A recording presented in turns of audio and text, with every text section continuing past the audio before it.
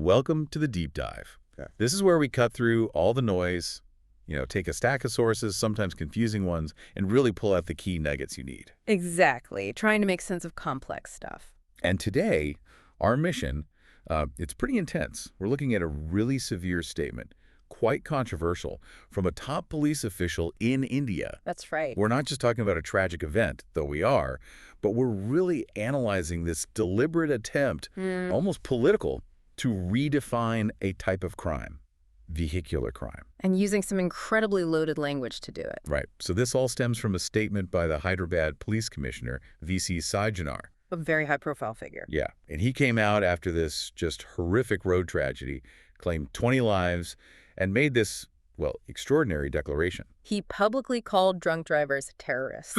Flat out. Not just reckless, not just criminals, but terrorists. Wow. And you can immediately see how the sheer scale of the law, 20 people. Yeah. That's what seems to have pushed this. It seems to be the catalyst, yeah. He didn't frame it as an accident. He called it a, quote, preventable massacre. Strong words. Okay, let's unpack this. We need to start with the actual event, the tragedy that opened the door for this kind of language. Absolutely. So let's set the scene.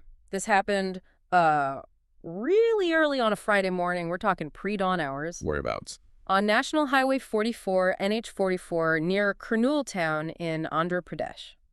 Okay, and what was involved? It involved a private sleeper bus, one of those long-haul coaches. Right. This one was traveling from Hyderabad down to Bengaluru.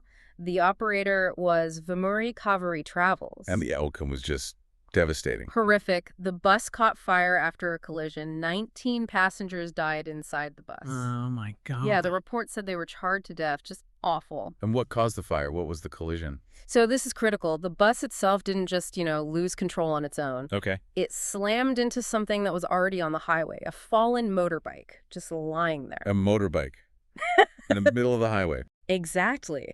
And the rider of that bike, he also died right there on the spot. So that brings the total. To 20 fatalities, 19 on the bus, plus the biker. 20 lives. So if we trace this back, Yeah. the fallen motorcycle seems to be the key initial factor here. Who's the rider? Right. The investigation immediately focused on that. The biker was identified as Panchala Shiva Shankar. Okay. And he was young, only 20 years old, from a local village called Lakshmipuram. And the immediate question, I guess, was his condition. Why was the bike down? Precisely. The local superintendent of police, the SP, led the initial probe, and the focus was squarely on Shiva Shankar's state. What did they find? Well, the preliminary findings, and this came out pretty quickly, alleged that he was heavily under the influence of alcohol. Intoxicated. Yes. And this wasn't just guesswork. They pieced together his movements. How so? Apparently, Shiva Shankar and a friend, a guy named Irresponsible, were heading back to their village, Tugali, around 2 a.m. Just before the crash, they'd stopped at a nearby petrol station. They put about €300 worth of petrol in their bike, a Pulsar. And there was evidence of this stop. Yeah, CCTV footage from the petrol pump confirmed they were there. Crucial. And importantly, the SP later stated publicly that Shiva Shankar's behavior, even on that CCTV footage at the pump, looked erratic. Consistent, he said, with severe intoxication. So, confirmed intoxicated just moments before. What happened next? How did the bike end up on the road? So they leave the petrol station. Shortly after, it seems Shiva Shankar lost control of the motorbike. Oh. He hit the road divider. That impact was fatal for him. Instantly killed him. Yes, and it left the motorbike just sprawled across the highway lanes in the dark. A terrible hazard. Exactly. And then, just minutes later, this was timed around 2:39 a.m., the sleeper bus, traveling at highway speed. Wouldn't have had much time to react. Probably very little. It crashed directly into the fallen motorbike. And the fire. How did that start? The working theory from the investigation is the impact was so forceful, it ignited fuel that had spilled from the motorbike's tank after it hit the divider. So the bike hitting the divider, spilling fuel, then the bus hitting the bike. Yeah. That ignited it. That seems to be the sequence leading to the catastrophic fire on the bus. 20 lives lost. And it all seems to trace back to one individual's decision to drive while impaired. That's the narrative that emerged very strongly, yes. And understanding that sequence, that cause, that context, is absolutely vital for grasping the official reaction that followed. It really is. Here's where it gets really interesting, because the response wasn't just about grief or road safety campaign. No, it was a deliberate escalation. Commissioner Sajjanar's response was immediate and forceful. He took to social media, right? on X. He did, and issued this blistering statement. We should probably look at his exact words. Definitely. What did he say? He posted, "Drunk drivers are terrorists, period. Drunk drivers are terrorists, and their actions are nothing short of acts of terror on our roads." Terrorists, period. That's Yeah. that's incredibly strong language. It leaves no room for interpretation, does it? None at all. It Yeah. must have caused quite a stir. I mean, I get the anger, the scale of the tragedy is unimaginable, but Yeah. terrorism, Exactly. isn't that legally and maybe morally a huge leap, equating negligence, even catastrophic negligence, Which is fundamentally about a lack of due care. with terrorism, which implies deliberate intent, often political or ideological motive. Yes. Isn't that a massive overreach? Legally speaking, yes, absolutely. If we connect this to the bigger picture, the legal definitions are worlds apart. Right.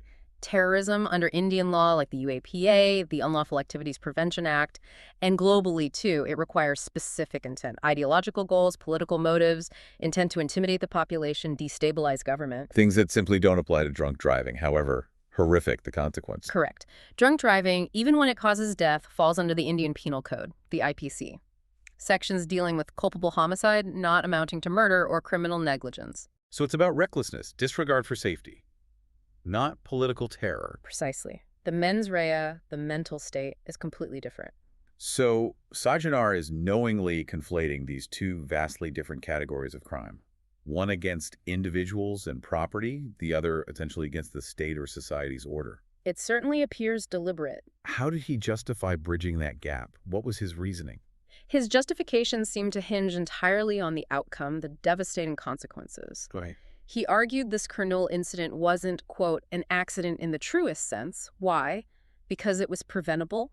So the preventability makes it more than just negligence in his view. That seems to be the core of it. He reframed it as that preventable massacre directly caused by, his words, the reckless and irresponsible behavior of an intoxicated biker. So his logic is, if the result is 20 dead, shattered families, the impact is akin to terrorism, regardless of the driver's initial intent. That's exactly the implication. He called it a criminal act of negligence that annihilated entire families. Annihilated families. Yeah, and he doubled down, saying, drunk drivers are terrorists in every sense. Why? Because they destroy lives, families, and futures. It's a utilitarian argument, almost, focusing purely on the harm caused, saying the label should fit the damage, not the intent. It's a fascinating and potentially dangerous rhetorical move. It completely bypasses the established legal distinctions based on intent. Now, it's worth mentioning Sajjanar himself, right? He has a reputation for being quite hardline. Very much so. He's known for taking tough stances, sometimes controversial ones. And there's also the jurisdictional aspect. Yeah. This crash happened in Andhra Pradesh, near Kurnool, but he's the commissioner for Hyderabad in Telangana, different state. That's a really important point. So why is his voice the loudest one here? Why is he setting the narrative? Well, a couple of things. The bus originated in Hyderabad.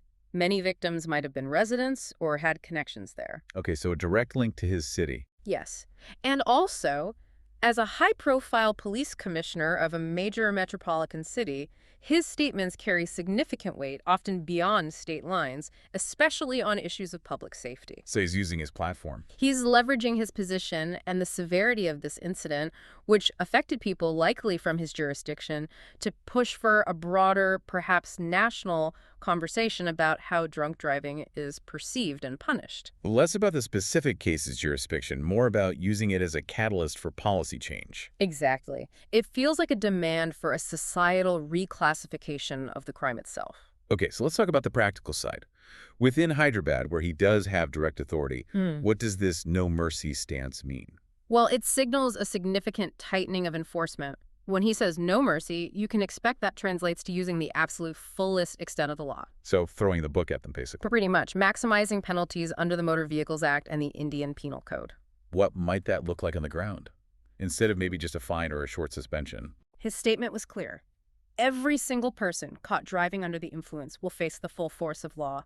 There will be no leniency, no exception. No exceptions. So practically, expect maximum possible jail time pursued by prosecutors, pushing for non-bailable clauses where applicable, much faster license revocations. And in cases with injury or death, like Kurnool. You'd expect police and prosecutors to push hard for conviction under the most serious applicable IPC section, like 304, culpable homicide not amounting to murder, arguing the grossest level of negligence possible. The rhetoric itself is powerful. But does calling someone a terrorist, even if just rhetorically, actually change how a court handles the case? Legally, no. The court has to follow the IPC definitions. A judge isn't going to convict someone of terrorism for drunk driving based on the commissioner's statement. Right. But, and this is the key thing, this kind of language dramatically shifts the public and political environment around the case. How so? When a top law enforcement official frames drunk driving as terror, it massively increases public outrage and the demand for severe punishment. So it puts pressure on the system. Exactly. It can influence prosecutors to be more aggressive, to seek maximum sentences. And while judges must follow the law, that public pressure, that reframing of the crime's severity in the public mind, can subtly influence sentencing within the legal range. It's like using hyperbole as a tool to shape public perception of justice. It's a powerful tool. And what's been the reaction generally from media, other legal experts? Well, it seems quite mixed. There's widespread sympathy for the sentiment behind it. Everyone agrees drunk driving is a massive problem in India. The death toll is horrific. The road safety crisis is undeniable. But legal analysts, quite predictably, have raised concerns. They warn against casually throwing around the word terrorist. Why? Because it risks diluting the specific meaning of terrorism, politically motivated violence intended to instill fear. If any act causing mass casualties gets labeled terror, the word loses its distinct legal and political power. That makes sense. It muddies the water. So it's this gamble, isn't it? Yep. Use shock language, knowing it won't hold up legally as terrorism, but hoping the public relations impact changes behavior and justifies a zero-tolerance crackdown. That seems to be the strategy. Win the public opinion battle, even if the legal terminology is inaccurate, he explicitly said. What was his quote on that? He said, "It's time we, as a society, stop calling drunk driving a mistake. It is a crime that shatters lives and must be punished accordingly." He's forcing a confrontation with the real cost of this mistake, using the language of crisis. Exactly. Shifting the frame from individual error to societal threat. So we've covered a lot of ground here. Started with a truly awful tragedy on NH-44, 20 people killed. A horrific incident. And traced how that led to this extraordinary moment where a top police official used the most loaded term possible, terrorist, to condemn the cause, drunk driving. Yeah, a really significant escalation in rhetoric. It leaves us, and you listening, with a pretty heavy question, doesn't it? It really does. Considering the terrible facts here, 20 deaths, proven intoxication leading directly to it, does framing that act as terror actually help?